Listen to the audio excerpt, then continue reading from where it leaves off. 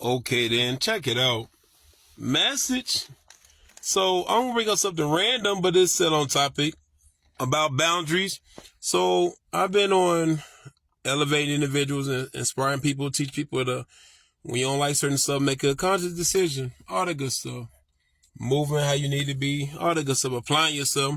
So fast forward, I had a friend that reached out to me yesterday on training her kids. So before, in the midst of us having a dialogue, it went on to the lines of, because I know you, Coach Rick. I know how you is. I know how you think. I know how you operate. It was just too much stuff.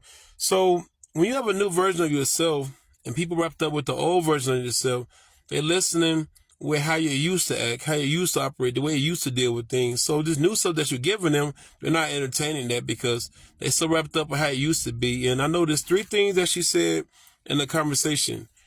I know you, Coach Rick. I know how you operate. And we talk in the same language. No, he wasn't. I expressed, I want her to, when we have a conversation about training, we need to be a lot more logical, civilized with each other. You don't need to talk over me. You don't need to be so abrasive. And if we talking about business, then that should be that. But you're talking more personal with your feelings in the conversation. The reason why the conversation shifted because I explained to her, she came as I was talking, she cut me off 3 times. She cut me off 3 times. And then when we missed talking, then she started to, add more sarcasm. And then when she was adding sarcasm, she started to deflate my points. And then she started to overbear in the conversation. So when I addressed the concern that I had, she turned around and told me she felt the same way. She had a concern too. Now I did a video on this before. When you have a concern, you bring it up to a person and he never brought it up.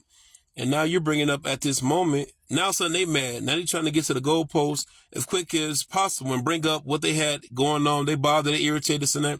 I told them this wasn't no issue. This is not healthy. I said when a healthy conversation, it involves vulnerability, empathy, a safe space, respect, listening from a non-judgmental space. You have to understand where a person is coming from. Focus on and being understood after the fact. Take your ego and your pride out the conversation. When those moments is not being applied, automatically it's going to be confusion. It has to be conflict resolution. So as I'm explaining this to her, she go back into, well, I'm just saying. Well, can I ask a question? I'm just saying, because I know how I am and I'm this. So I'm listening.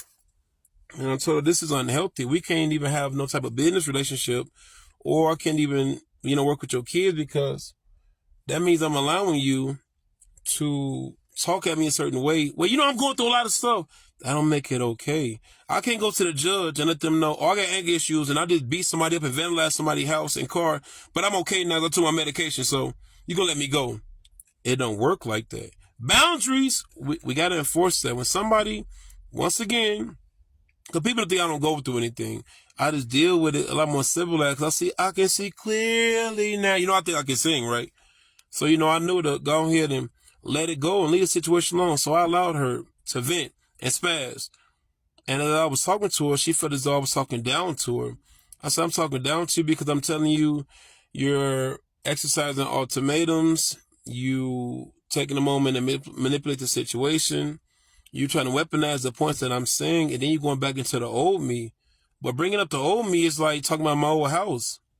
I don't live there no more. So what are we doing? If we're going to focus and stay on track, in the moment she felt like the conversation wasn't going in her favor, the first thing she did was brought up her kids.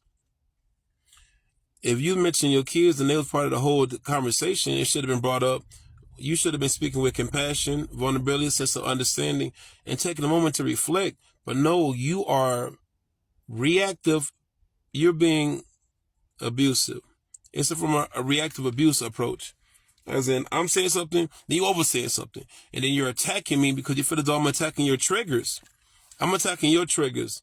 I'm disrupting something that you have going on with you. I'm talking civilized to you. I'm not downgrading you. I'm not demeaning you. I'm not making you question yourself. But you are so wrapped up from the person that you knew from before. Sure, well, you talked this before. And you didn't digest it before. You didn't embrace it before. And this is why we didn't have more of a platonic relationship, so to speak. So she come back now. Now, I bring me to this point. When you're doing good, because I noticed when I started to be in line with what I need to be doing, I'm getting hit with a lot of stuff. Family, I dealt with that. Friends, dealt with that. Kids, dealt with that. Outside circles, promoters, and now another individual. So, the enemy has a way of attacking your character, your morals, your patience. Whatever you pride yourself on is going to attack you. He's going to try you. Because if you anchor to what you say you are, time and time again, if it can't affect you, it's going to affect the circle around you, your workplace, your loved ones, and continue. But if you don't know the difference, you're going to lose everything. And once you get distracted, now you're off track. And now you're panicking. And now you're resorting back into your human nature. You got to stay strong. You got to stay in line. 3 wins a day. A physical win, a mental win, a spiritual win. Ain't no need to get wrapped up with arguing with a clown. You become part of the circus. Ain't no need for you to have to stress of a person to understand you. If they made a man up about you, what she did, there was nothing I can tell her. And I had to understand and accept that. There's no need for me to raise my voice. I improved the argument. I established my points. I spoke on things from an understanding standpoint. I heard her out. She kept telling me I was cutting her off, which I didn't because I allowed her to speak.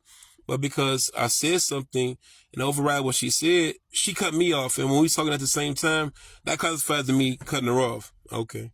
Message. You got to be mindful. Boundaries. Respect yourself. It don't matter who the person is. If they seem like they can't come to no resolution with you or agree to disagree and move forward, time and time again, it's going to be a matter of time, though, before they tear down everything that you build, mentally as well as physically. You be mindful. Keep your eyes open. Discernment, integrity. We got to understand respect. That's important. Big business.